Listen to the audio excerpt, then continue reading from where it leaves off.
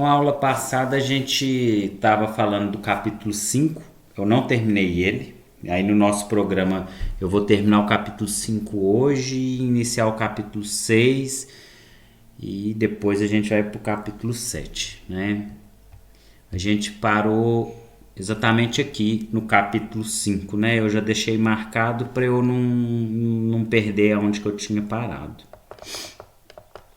Então, como a gente já tem falado nas aulas anteriores, essa primeira parte da disciplina, que é o livro Geometria Euclidiana Plana, ela é muito teórica, definindo o que é um triângulo retângulo. A gente vai ver o teorema das duas paralelas e uma transversal. Então a gente vai entender os elementos da geometria plana. E aí depois a gente vai passar a trabalhar com o cálculo de área, que já vai ser a segunda parte da nossa disciplina. E aí essa segunda parte vai ser bem mais dinâmica. Mas é bastante importante a gente entender os conceitos e fundamentações que estão aqui, tá? Então a gente vai ir para a definição 5.13, né? Um triângulo que possui um ângulo reto é chamado de triângulo retângulo. O lado oposto ao ângulo reto é chamado de hipotenusa e os outros dois são catetos, né? Vamos construir o nosso triângulo retângulo aqui então, né? Não precisa nem de dar isso daí. Vamos lá. Então, a gente vai trabalhar bastante com triângulo retângulo na geometria, tá? Eu gosto muito de falar para os meus alunos que o triângulo, todo exercício de geometria plana, espacial e analítica que a gente não tiver conseguindo resolver, tá faltando a gente encontrar algum triângulo para conseguir resolver, tá? E esse triângulo geralmente é retângulo ou pode ser um triângulo equilátero ou isósceles. Só que o triângulo equilátero e o isósceles, eles também só servem porque a gente pode transformar ele em um triângulo retângulo. Então aqui, ó, o triângulo retângulo tem um ângulo de 90 graus, é esse ângulo aqui com quadradinho, tá? O lado oposto a ele, a gente vai chamar de hipotenusa.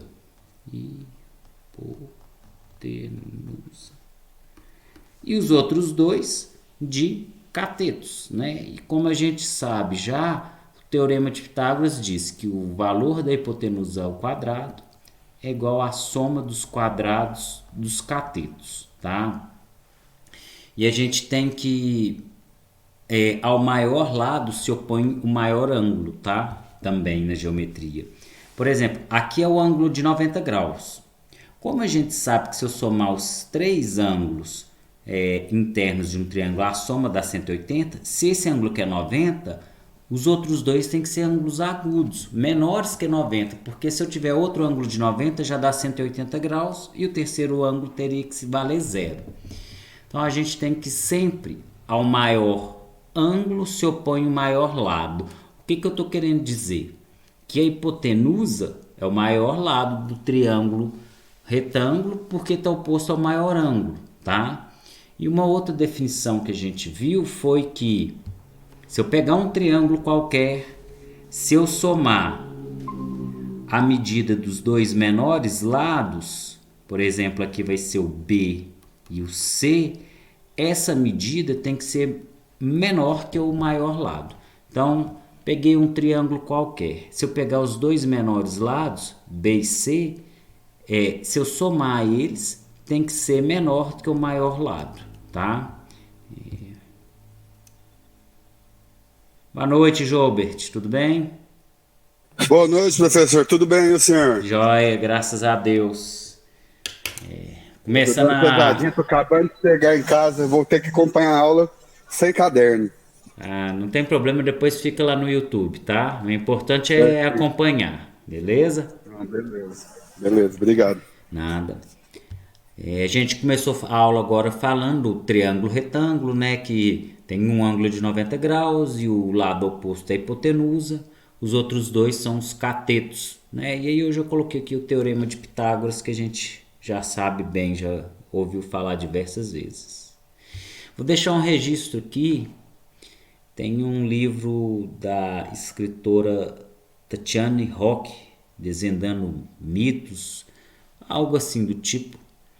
E lá ela afirma que o Teorema de Pitágoras não foi desenvolvido por ele, que já era usado muito antigamente em outras culturas. Mas, enfim, né? É o nome que tem, né? Teorema de Pitágoras, fica sendo. E o Aí senhor vamos. acha que isso é verdade? Sim, acredito. Ela no livro ela demonstrou alguns fatos que eles trabalhavam e não dava para chegar no teorema de Pitágoras, né? E aí também há relatos que esse teorema de Pitágoras, essa metodologia já era utilizada na Índia muito antes de Pitágoras, sabe? Só que ninguém sabe quem fez, ficou sendo ele, né? Vamos continuar aqui, ó.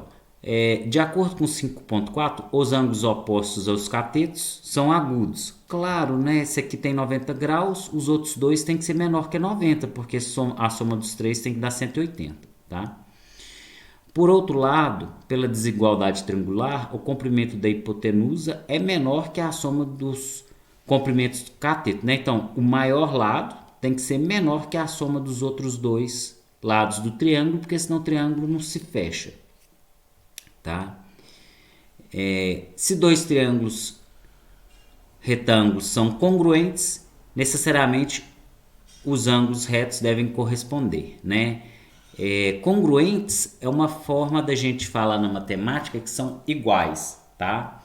Quando a gente está falando de polígonos, de ângulo, a gente fala que é congruente, mas para a gente fazer uma tradução para uma linguagem mais simples, são iguais. A definição de congruência é o seguinte: eu tenho duas mãos.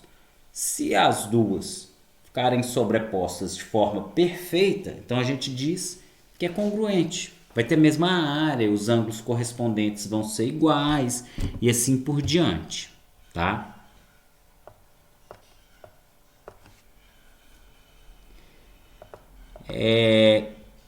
Teorema de congruência de triângulos é dado dois triângulos retângulos cujos ângulos retângulos estão em C, então. Vamos entender aqui, eu vou pegar esse aqui pra gente.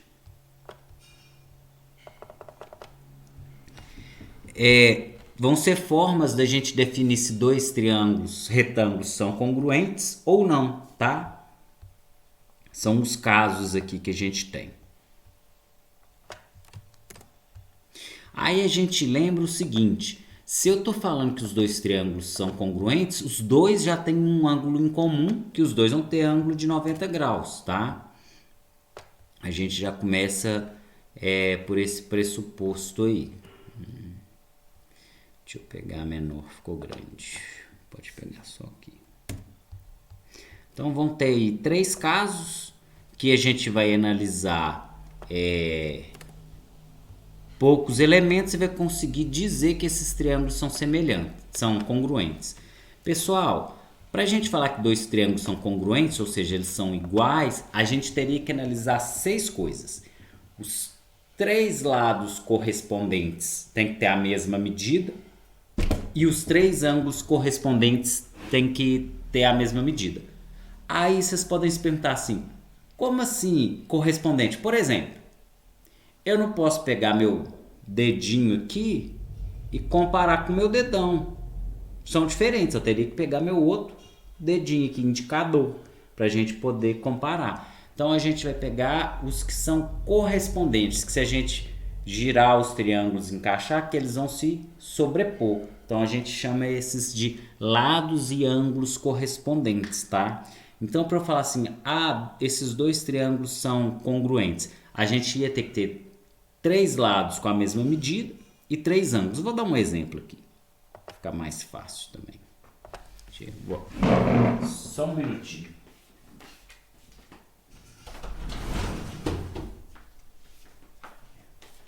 Abrir a janela aqui que esquentou um pouco. Se eu tiver 2 triângulos quaisquer, vou desenhar essa aqui, não vai ficar bonito não, mas só para uma melhor visualização. Então, se eu tiver aqui 2 triângulos, vamos falar que eles vão ser congruentes. Então, eu falo o seguinte: se aqui mede 5, aqui também tem que medir 5. Se aqui mede 4, aqui também tem que medir 4. Isso aqui mede, não pode ser 10 não. Isso aqui mede 9, aqui também tem que medir 9, tá? Aí vamos falar que aqui viesse um ângulo de 80 graus. Aí o de cá, um de 60 graus e o de cá, um de 40 graus. Repara só, ao maior ângulo se opõe o maior lado, tá? A gente sempre obedece isso. Então, os ângulos aqui correspondentes também teriam que ser 80, 40 e 60, tá? Na mesma ordem.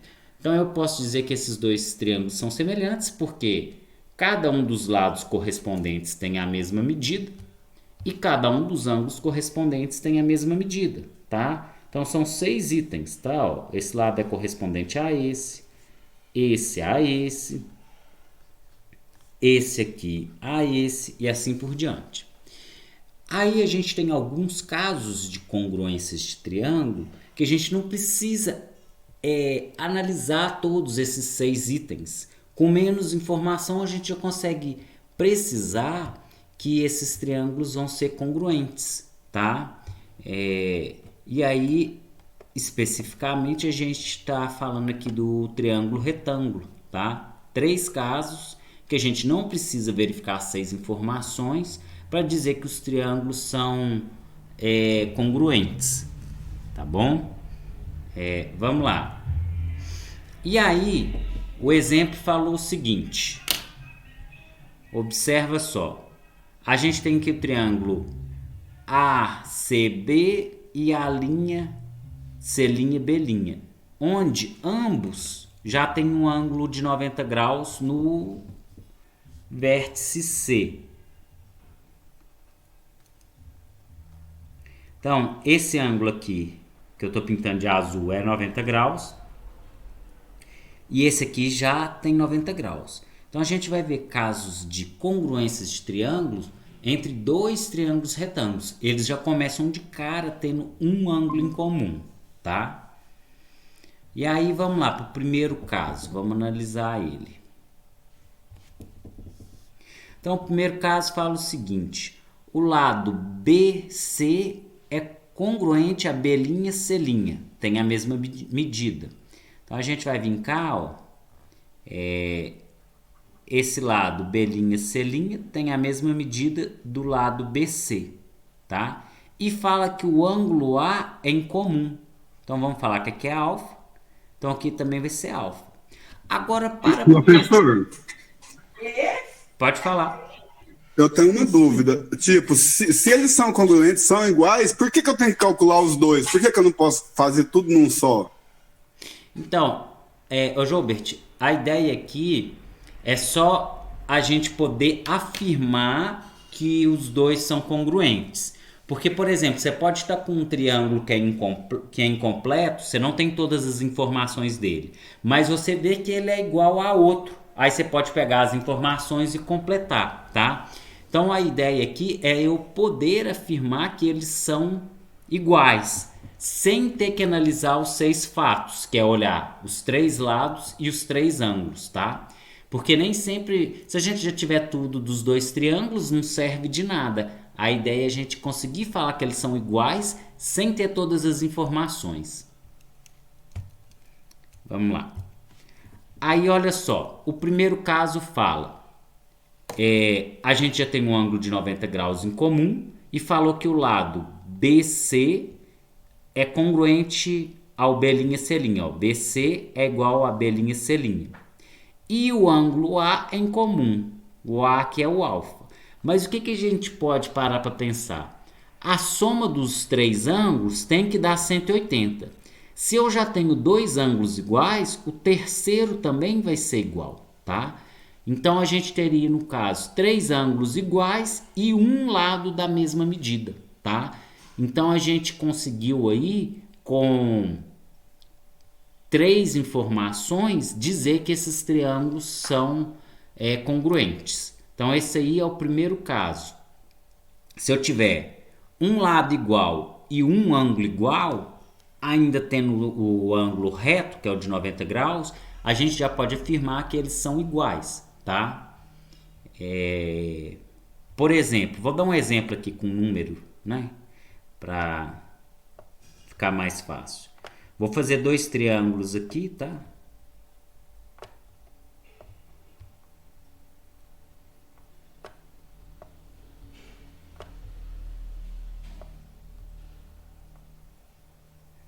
Isso, beleza. E aí vamos falar o seguinte.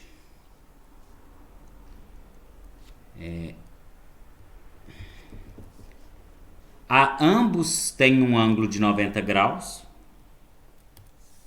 E vamos falar que aqui tem um ângulo de 50 graus.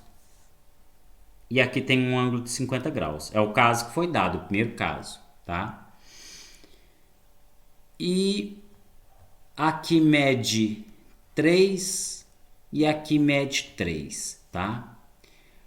Por esse primeiro caso aqui, ó, eles têm um lado em comum, o ângulo de 90 graus e mais um ângulo em comum. Com essas três informações eu já consigo afirmar que eles são congruentes. E aí o seguinte, se esse triângulo aqui tivesse assim, aqui vale 5 e aqui vale 4, eu já poderia afirmar que nesse outro triângulo aqui, então aqui também vai valer 4 e aqui também vai valer 5, tá? Então a ideia de congruência, eu consegui verificar que dois triângulos são iguais e completar as informações entre eles, tá? Toda vez que a gente fala em congruência, o objetivo é verifico que dois triângulos são iguais e a partir de um eu completo a informação do outro que a gente ainda nem tem, tá? Vamos para o segundo caso aí. Bom que eu já vou deixar esses triângulos aí.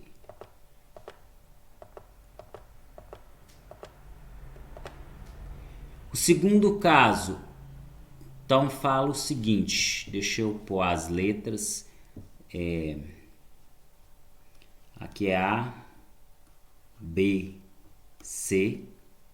E aqui é o triângulo A', B', C', tá? E deixa eu fazer uma outra observação. O triângulo, eles podem estar virados para um lado ou para o outro. É tipo aqui, ó. Vocês estão vendo minha mão? Às vezes a gente vai olhar e fala assim, não é congruente, mas a gente tem que pôr elas na posição correspondente para depois analisar, tá? Então, se para eu analisar se um triângulo é congruente ao outro ou não, eu precisar virar a posição de algum triângulo, pode virar. Ah, Mauro, como que eu vou saber se eu vou virar ou não? Faz os ângulos baterem, tá? Se o ângulo de 90 está em cima no outro tem que estar também.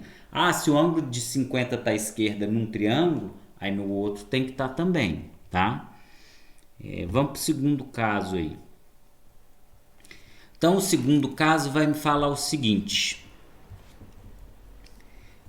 O lado AB é igual à linha B'. Então, o lado AB é igual à linha B'. Estou marcando aqui.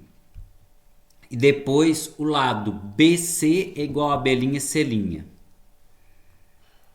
Então, vamos lá. O lado BC é igual a B', C'.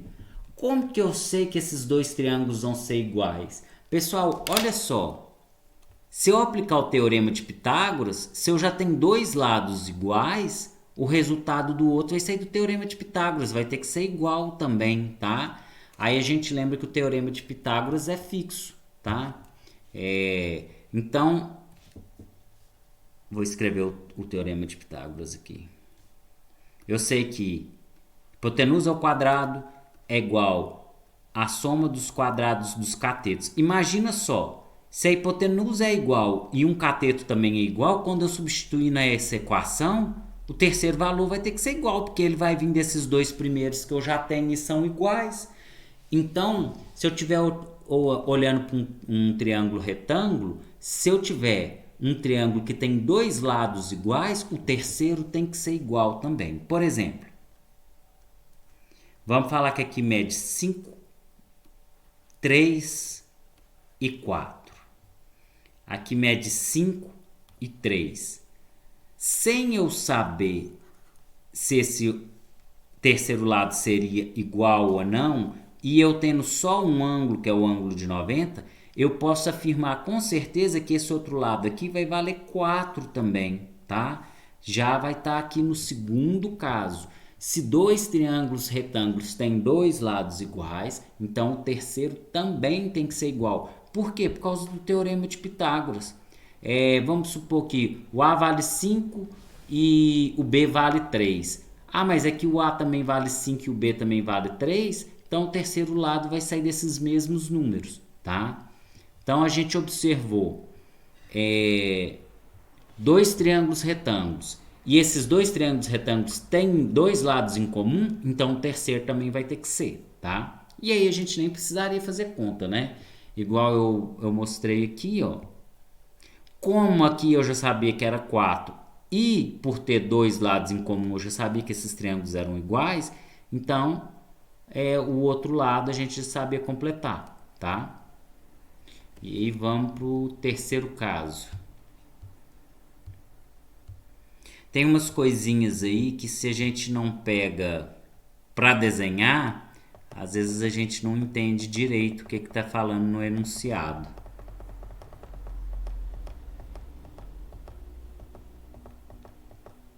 Vamos continuar com nossos triângulos bases. E aí fala o seguinte: AB, a gente vai ter um lado igual, AB igual a linha B'. Então, esse lado aqui é igual a esse. E fala que o ângulo A é igual. Então, se eu falar que aqui mede alfa, o de cá também mede alfa, tá? Vai ser a mesma coisa do primeiro exemplo. Se eu tiver dois ângulos iguais e tiver um lado em comum, então esse triângulo ele vai ter que ser igual, tá? Por exemplo, vamos falar que aqui mede 5, aqui mede 5, aí esse ângulo aqui é de 60 graus e esse aqui é de 60 graus. Por a gente ter dois ângulos em comum, de 60 e o de 90, o de 60 e o de 90, e mais a medida de um lado em comum, quer dizer que todos os outros lados vão ter a mesma medida. Então, se a gente chega aqui e olha esse triângulo aqui, 5, 4, 3, e esse aqui tem só o 5, aí eu vou olhar assim, ele tem um lado igual, mas tem mais dois ângulos iguais, então os outros lados vão ser iguais também. Aí a gente poderia vir aqui nesse outro triângulo e completar as informações. Então aqui mede 4 e aqui mede 3, tá? E aí a gente estabelece a correspondência. Esse corresponde com esse, o 5 no 5, e por último, o 3 corresponde com 3, ok? Então, qual que é a ideia de congruência de triângulo? Eu poder falar que dois triângulos são iguais sem ter que ver que eles têm os 6 elementos em comum, os 3 lados e os 3 ângulos, tá? E aí, se um dos triângulos estiver completo, eu posso completar informações no outro que não estava. Vamos continuar. Acho que agora vai vir uns exercíciozinhos aí pra gente.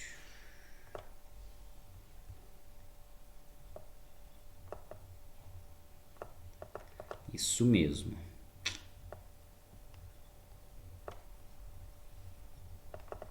Vou fazer esses dois exercícios aqui. Bom que eu passo alguns exercícios para vocês de lista, mas a maioria deles eu faço aqui nas videoaulas, sabe? Mas depois vocês refaçam. Vamos lá fazer o primeiro.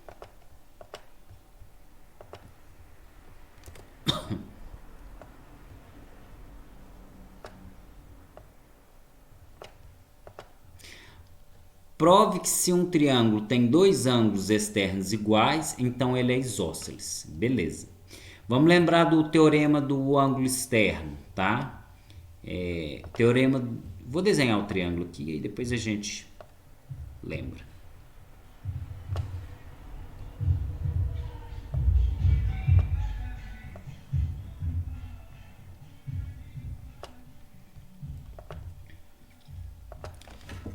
O que fala o teorema do ângulo externo? Vamos falar que aqui vale 120 e aqui vale 80, então aqui tem que valer 40. O teorema do ângulo externo fala que o ângulo externo tem a mesma medida que a soma dos ângulos internos não adjacentes a ele, tá?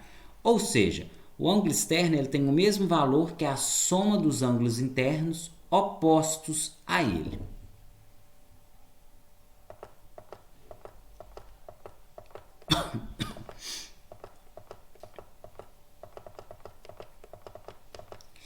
E aí aqui o exercício pediu para provar o seguinte: se um triângulo tem dois ângulos externos, então ele é isósceles.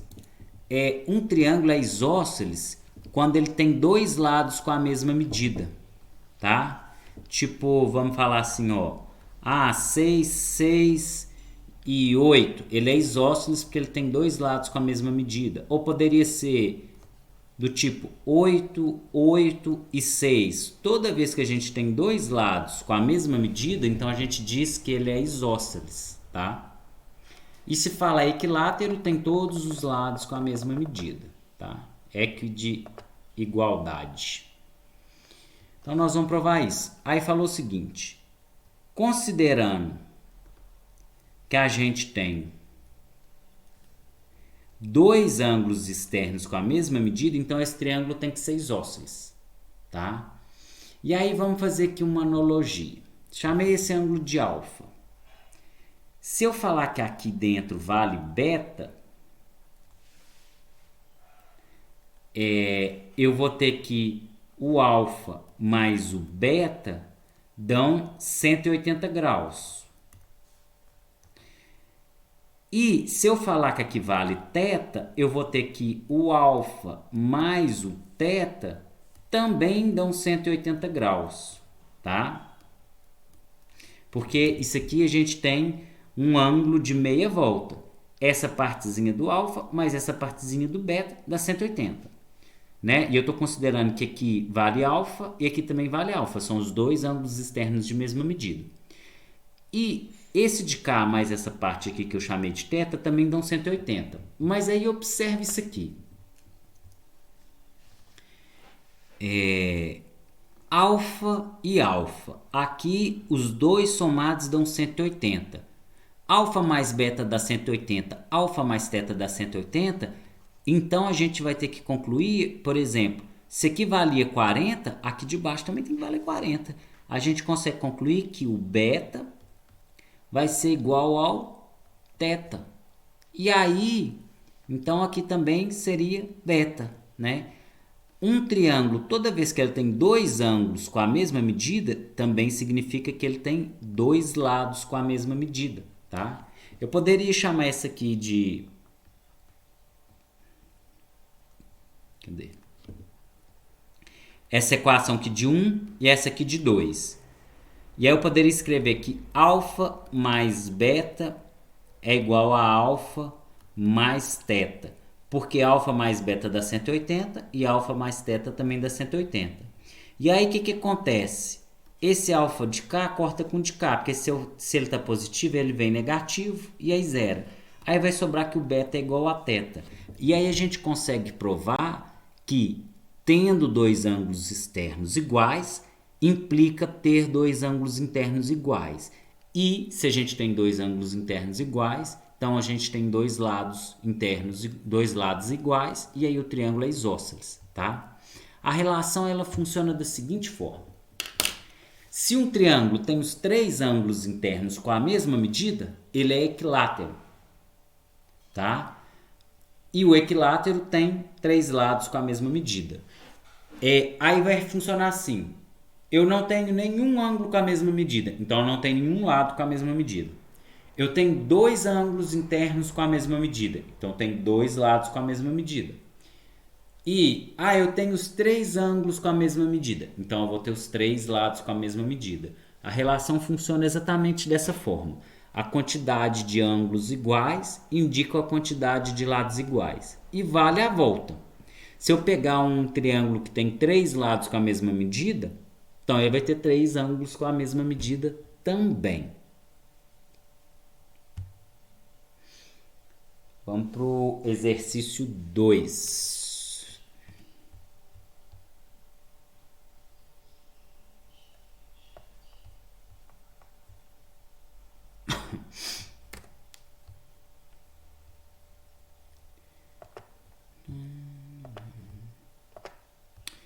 Já no próximo capítulo, no capítulo 6, eu vou mostrar para vocês por que a soma dos ângulos internos de um triângulo dá 180 graus. A gente vai fazer essa demonstração.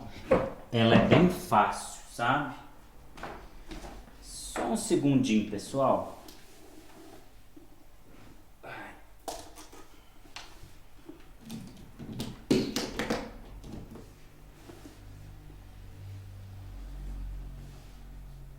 Vamos lá.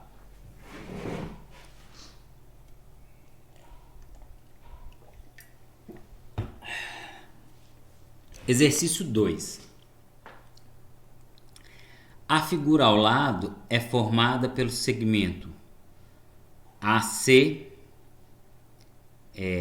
AE, CF, CF e BE. Ok. E aí fala o seguinte, letra A. Determine os ângulos que são menores que o ângulo 7. Então, vamos lá, para a letra A. Menor que o ângulo 7. O ângulo 7, ele é externo desse triângulo DCB. O que significa que o ângulo 5 mais o 8 dá o valor do 7. Então, eu posso afirmar que o ângulo 5 e o ângulo 8 são menores que o 7, tá? Que eu tenho que somar os dois para dar o valor do 7. Teorema do ângulo externo. Vamos aí para a letra B. Pergunta assim, determine os ângulos que são maiores que o ângulo 5. Eu quero os ângulos que são maiores que o ângulo 5. Bom, o ângulo 7, ele é ângulo externo desse triângulo. Então, o ângulo 7 vai ser a soma do 5 com o 8. Então, o 7 é maior que o ângulo 5. Tá? Deixa eu ver aqui. Bom, que aí a gente está baseando no teorema do ângulo externo. Visualmente a gente poderia falar que o 4 é maior que o 5, mas eu não vou colocar porque a gente tem que apoiar no teorema do ângulo externo. Questão C. Determine os ângulos que são menores do que o ângulo 4. Menores que o ângulo 4. Vamos analisar o ângulo 4 aqui. Então, tá aqui o nosso ângulo 4. Observa que o ângulo 4, ele é ângulo externo do triângulo DEF. Se ele é externo, a medida dele vai ser igual a do 10 mais o 1. Então, menores que o ângulo 4 vai ser o 10, o 1. E agora, se eu olhar para cá, ó, o ângulo 4 ele também é ângulo externo do triângulo DBC. O que significa que o ângulo 4 ele tem a mesma medida que o 6 mais o 8. Então, o 6 e o 8 são menores que o 4. Tá? Todas as justificativas aí são baseadas no teorema do ângulo externo, que a gente diz que o ângulo externo ele tem a mesma medida que a soma dos ângulos internos opostos a ele. Ou em vez de opostos, pode vir não adjacentes a ele. Tá?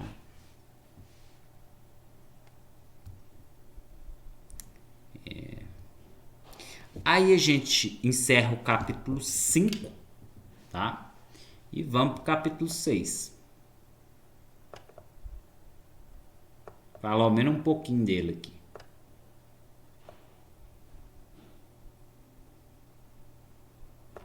Capítulo 6.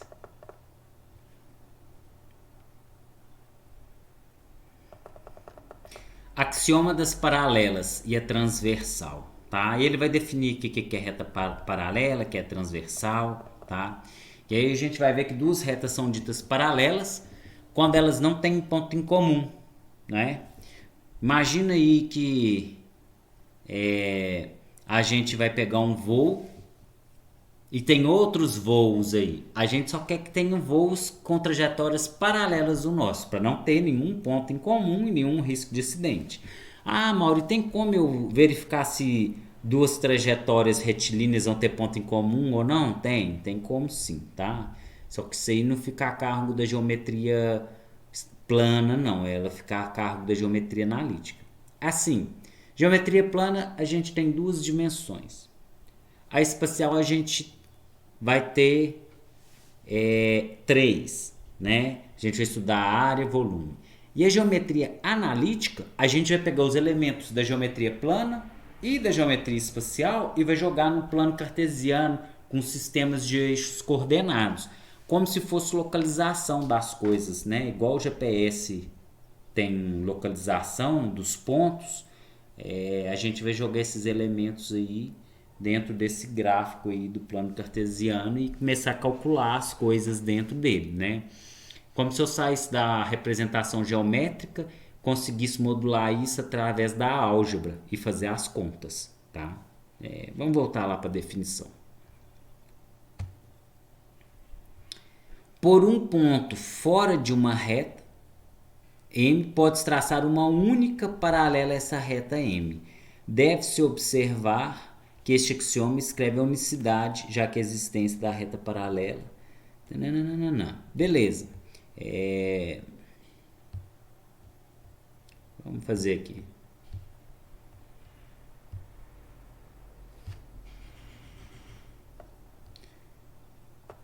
Trocar a cor. Tem uma reta aqui, M, e diz o seguinte: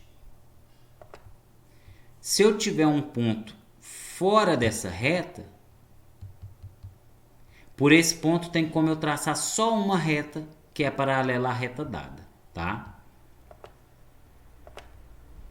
E o conceito de reta paralela,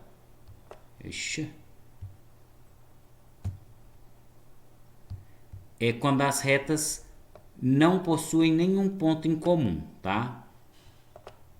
Vamos passar aqui, né? Então eu vou ter que, vamos falar que é uma reta M, aqui é uma reta N, tá? Aí a gente representa assim, M, duas barrinhas, N. Eu tô falando que a reta M é paralela a N, ou seja, elas não têm ponto em comum, tá? Vamos continuar. Preposição 6.1. Se a reta M é paralela à reta N1, N2, então N1 e N2 ou são paralelos ou são coincidentes. Tá? Ele fala o seguinte: se eu tiver uma reta aqui, vamos falar que essa é N1. Se eu tiver outra reta N2 que passa pelo mesmo ponto, vamos fazer o ponto aqui.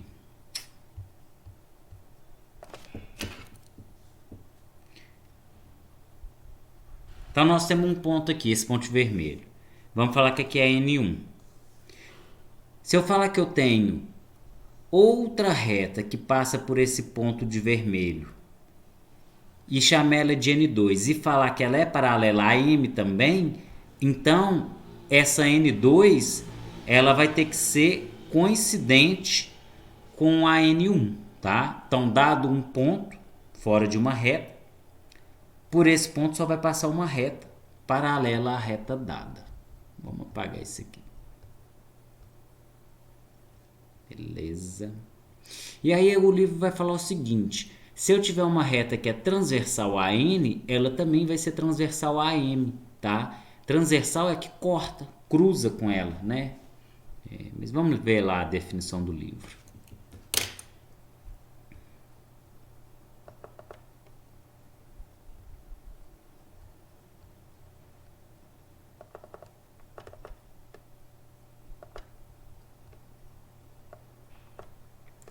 Se uma reta corta uma das duas paralelas, então ela também corta a outra. É isso, tá? Então vamos pegar aqui. Se eu tiver uma reta aí, vamos chamar ela de T, T de transversal. Se essa reta cortar a reta N, ela também vai cortar a reta M, tá? Lembrando que as retas elas são infinitas, elas continuam para um lado e para o outro. Então, se ela cortou a reta de cima, ela corta de baixo, tá? E aí a gente vai observar que a gente vai ter aí formados 8 ângulos, tá? Vamos enumerar esses 8 ângulos. Vamos chamar esse aqui de ângulo 1, esse aqui de ângulo 2. Aí vamos chamar agora, vamos me trocando as cores, depois vocês vão entender por quê. Vou chamar esse aqui de ângulo 3 e esse aqui de ângulo 4.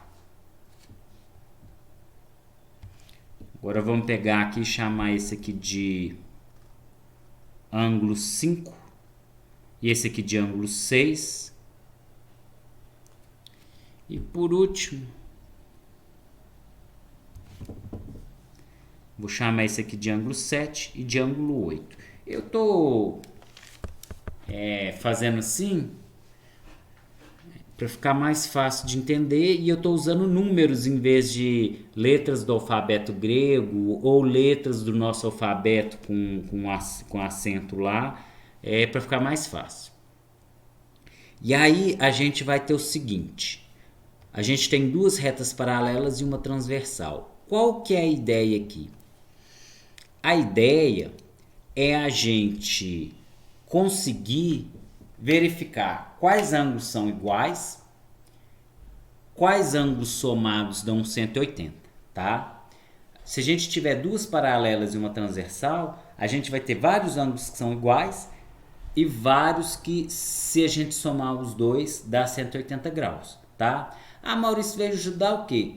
Para começo de conversa, você já vai ajudar a gente a mostrar o porquê que a soma dos ângulos internos de um triângulo dá 180 graus, tá?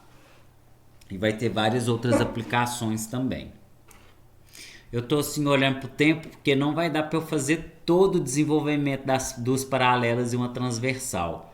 Mas eu vou fazer um pouco e depois a gente para, porque a gente vai ter alguns casos para analisar. Ângulos correspondentes, alternos internos, alternos externos, colaterais internos, colaterais externos e os ângulos adjacentes. Então a gente tem muita coisa para trabalhar em cima desse desenho daí, tá? Vou falar hoje dos ângulos correspondentes só, tá? Vamos voltar lá. Imagina só, se eu pudesse pegar essa reta, será que eu posso? Vai que eu posso, né? Vamos ver. Eu acho que eu não posso. Não com esse programinha, mas tem alguns que dá, com certeza.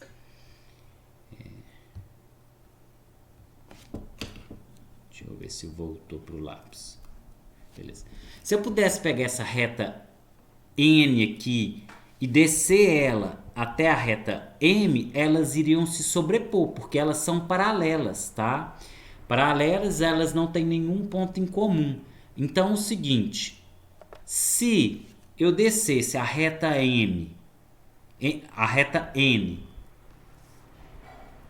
para cima da reta M, elas iriam se sobrepor. E aí a gente ia ter uma correspondência, tá? Essa correspondência ia ser o seguinte: o ângulo 1 ele ia cair em cima do ângulo 2. Então a gente fala que o ângulo 1 e o ângulo 2 são correspondentes. Então eles vão ser iguais, tá? Então a gente vai ter que o ângulo 1 ele vai ser correspondente ao ângulo 2 e eles são iguais.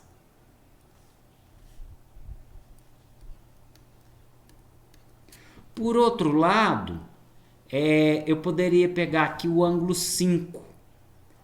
Observe o seguinte, o ângulo 5, se eu jogar a reta N em cima da AM, o ângulo 5 vai corresponder ao 6, tá? Repara que a reta verde ela fica intacta. Só essa reta aqui, N, que ela vai deslizar até encaixar em cima da AM. Então o 5 vai corresponder no 6. E aí a gente vai poder falar que o ângulo 5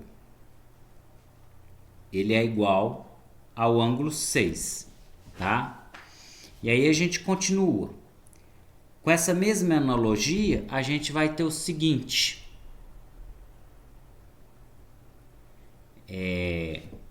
Agora a gente pode vir aqui para o ângulo 7. O ângulo 7, se eu descer a reta N para cima da M, o ângulo 7 vai pegar aqui no 8, a parte de baixo. Esses ângulos vão corresponder, igual quando eu fiz a correspondência da minha mão, encaixando perfeitamente uma em cima da outra. Então o ângulo 7, ele vai ser congruente igual ao ângulo 8, ou seja, igual. Tá? E aqui por último,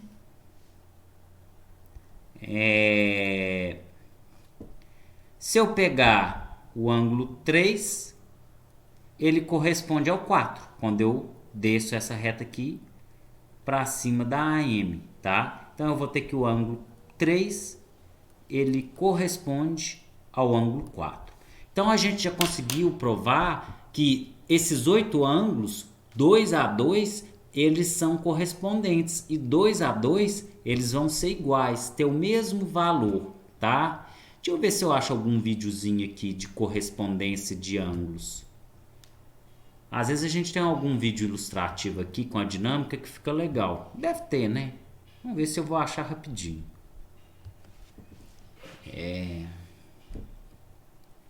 Duas paralelas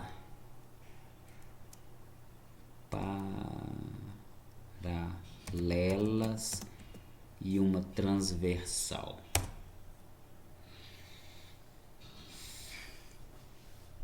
Eu queria um vídeo com as retas descendo, sabe? Uma animação gráfica mesmo.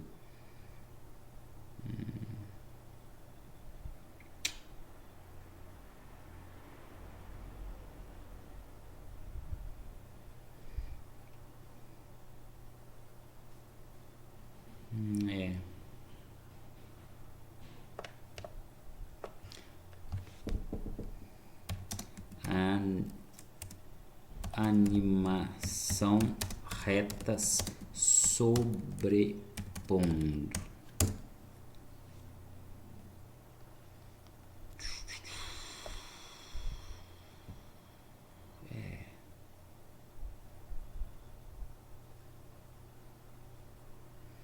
Depois eu vou procurar com calma e ver se eu acho um videozinho dessas retas se sobrepondo, porque todo mundo aí tá fazendo na mão, igual eu fiz, tá? Pessoal, eu vou encerrar a aula, salvar o vídeo e postar para vocês, e aí semana que vem a gente continua exatamente da onde a gente parou, tá? Acabamos de falar sobre os ângulos correspondentes, beleza? Boa noite para vocês, bom descanso e até semana que vem.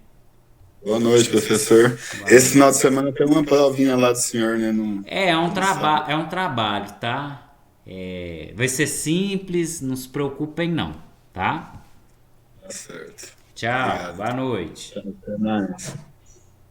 Boa noite. Boa noite. Boa noite, professor. Obrigada. Boa noite, por nada.